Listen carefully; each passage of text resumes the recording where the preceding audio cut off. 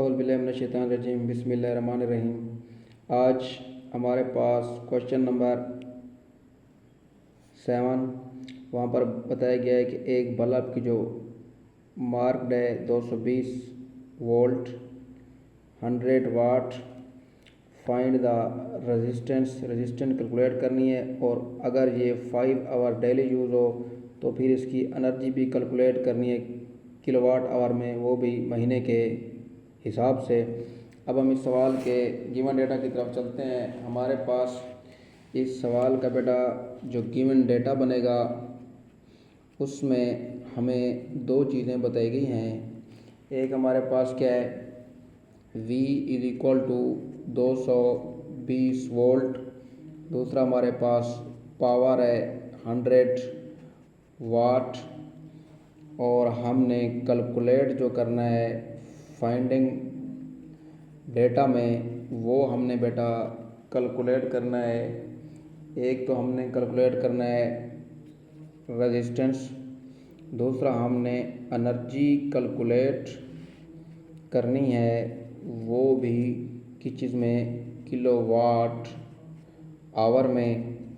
दूसरा बताया गया है कि इसका जो यूज़ है बेटा वो है टाइम 5 आवर्स डेली।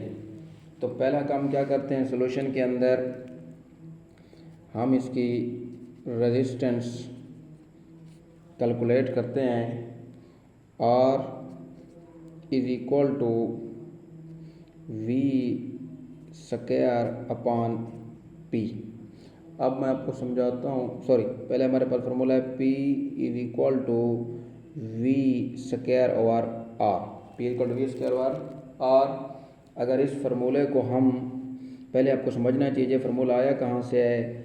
आपको मैं इसका रफ समझाता हूँ। हमारे पास फार्मूला होता है P is equal to I square R।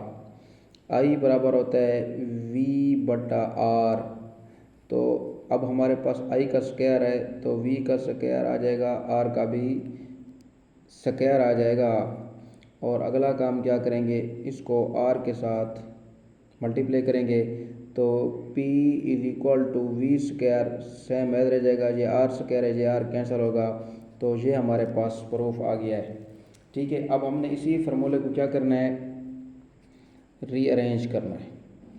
Rearrange करने के बाद हमारे पास जो R का फार्मूला बन जाएगा वो बन जाएगा V स्क्वायर अपॉन P। अब हमने क्या करना है बेटा, इनकी वैल्यूज़ आगे हम पुट करते हैं इस फार्मूले में। वो हमारे पास जो फार्मूला बन रहा है बेटा, R is equal to V square बटा P। V स्क्वायर का मतलब है 220 का स्क्वायर ओवर 100।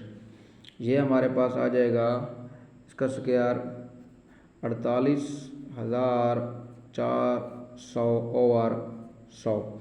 अब अगले स्टेप के अंदर मैं तब्दीली करूँगा, R इज इक्वल टू 484 ओम। ये 2 0 के साथ कट गए, ये हमारे पास आ गया रेजिस्टेंस का जवाब। उसके बाद हमने एनर्जी मालूम करनी है किलोवाट आवर में, तो उसका हमारे पास फार्मूला होता है E इज इक्वल टू, लेकिन कितने टाइम के लिए बेटा, 30 डेज के लिए। कितने टाइम के लिए, वो हमने 30 डेज के लिए कैलकुलेट करनी है एनर्जी। तो ये हमारे पास आ जाएगा पावर इन वाट, उसके बाद टाइम इन आवर ओवर 1000। तो अब अगले स्टेप के अंदर वैल्यूज पुट करेंगे।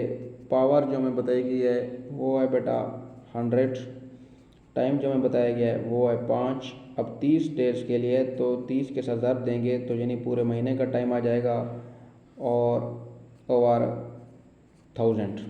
ये हमारे पास जो 30 आया है ये 30 डेज के लिए आया है। अगले स्टेप के अंदर हमने क्या करना है बेटा, ये दो ज़ीरो कट गए, ये ज़ीरो कट गया, तो हमारे पास जो एनर्जी आ जाएगी वो आ जाएगी 5, क्योंकि ये ज़ीरो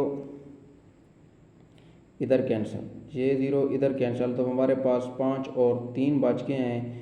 इनको मल्टीप्लाई करेंगे तो हमारे पास एनर्जी आ जाएगी 15 किलो वाट आवर। एनर्जी क्या आ जाएगी? 15 किलो वाट आवर। इंशाल्लाह ये सवाल भी आपको क्लियर हो गया होगा। कोई सवाल हो तो कमेंट्स बॉक्स में वेलकम।